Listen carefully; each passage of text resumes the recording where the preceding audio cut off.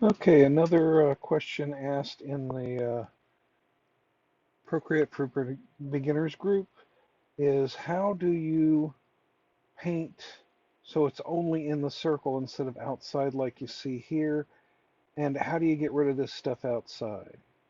So here are different ways of doing it. Basically, using a clipping mask is not always the right answer. A clipping mask over layer 1 here, because it's just a circle, it's only going to show painting on the circle no matter what you do.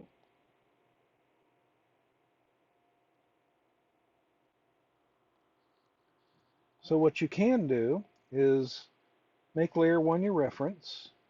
Then we come down here to layer 2. Make sure you're on automatic select. Tap in the middle and then do an invert. And then you can go into layer 2 and click on clear. And now you're only painted in the circle. Another way of doing it is with layer 1 as your reference. You go a layer below, you select in the circle, and then you select your brush and you start painting, and you're only painting inside the circle. In order to use a layer mask, what you would have to do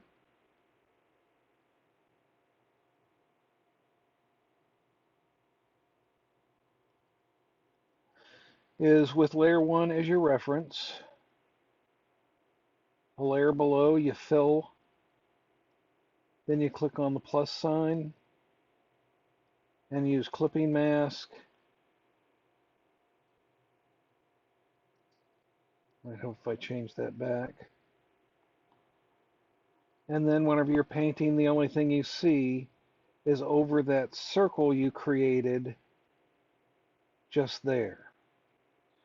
So my preferred method whenever I'm coloring line art of any type is to have that as the reference and then paint or color drop inside the lines. When you're doing a color drop, you have to be careful. There's up at the top color drop threshold. If it gets too high, you're going to end up painting everything. If it gets too low,